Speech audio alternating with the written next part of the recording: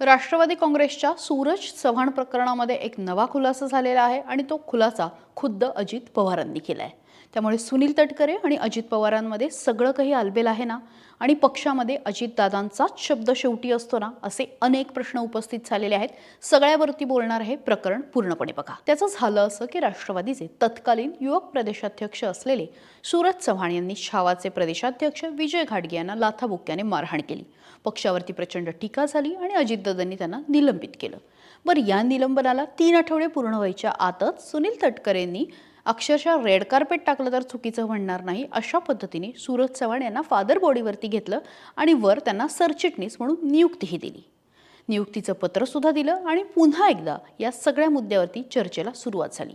बरं, आता लोकांचं असं म्हणणं पडलं की खरं तर हे सगळं अजित पवारांच्या परवानगीनेच झालेलं असणार आणि म्हणून अजित पवारांवरती सुद्धा टीका व्हायला सुरुवात झाली।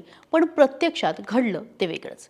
या सगळ्या मुद्द्यावरती अजित पवारांना प्रश्न विचारण्यात आला आणि त्यांनी दिलेली माहिती अशी होती की मला ती गोष्ट माहिती नाही, मी त्या बैठकीला नव्हतो, मी त्याबद्दल माहिती घेतो, मला ज्यावेळी जे खटकलं त्याबद्दल मी निर्णय घेतला, ज्या गोष्टी मला खटकतात त्याबद्दल मी तडकाफडकी निर्णय घेत असतो असं त्यांनी दिलं। आणि म्हणूनच सूरज चव्हाण यांच्या निवडीबाबत राष्ट्रीय जे पक्षाचे अध्यक्ष आहेत अजित पवार यांनाच अंधारात ठेवण्यात आलं का असा प्रश्न खरं तर उपस्थित झालेला आहे। आता सूरज चव्हाण एवढे महत्त्वाचे का, तर एकतर जे पहिल्या सर्कलमधले नेते आहेत, जे राष्ट्रवादीचे सध्याचे टॉपचे नेते आहेत त्यांच्या सोबत असतात। अगदी मुंबईच्या प्रदेशच्या राष्ट्रवादीच्या ऑफिसमध्ये सुद्धा त्यांचा अतिशय नियमित आणि अधिकारयुक्त वावर असतो। प्रदेशाध्यक्ष तटकरे आणि इतर नेत्यांच्या सुद्धा ते जवळ आहेत। तुम्ही लक्षात घ्या, अनेक निर्णय आणि राजकीय उलाढाली जे आहे ते मागच्या काही महिन्यांपासून राष्ट्रवादीमध्ये झालेले आहेत आणि हे सगळं माहिती असणारा मॅनेज करणारा माणूस असं साईडलाईन करणं कोणालाही परवडत नाही।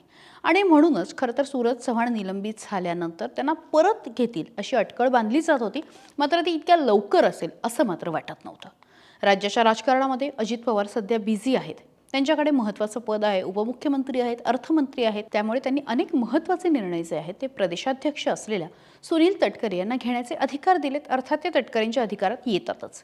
मात्र असं असलं तरी सूरज चव्हाण हा विषय असा होता की त्यांनी एक प्रकारे पक्षाला खाली बघायला लावलं, पक्षावरती टीका झाली, पक्षाची अब्रू मातीत गेली।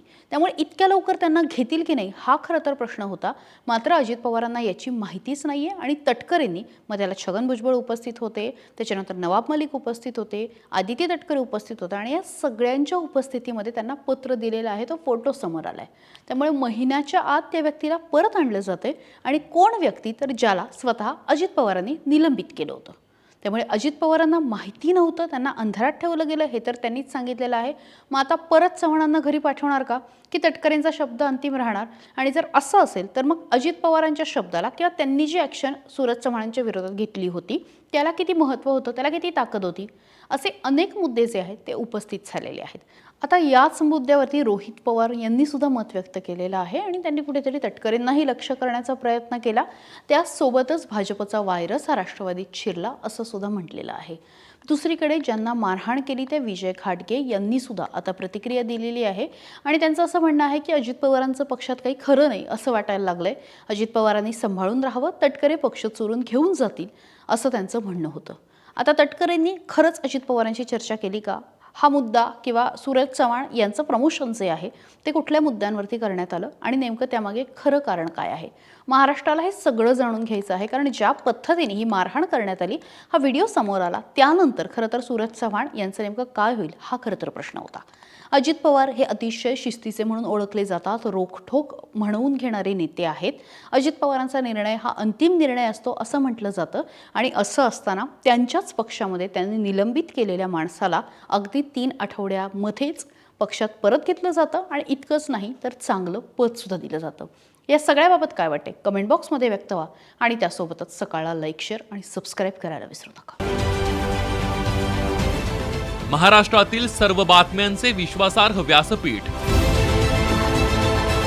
सकाळच्या सर्व सोशल मीडिया प्लॅटफॉर्मला लाईक, फॉलो आणि सबस्क्राईब करा।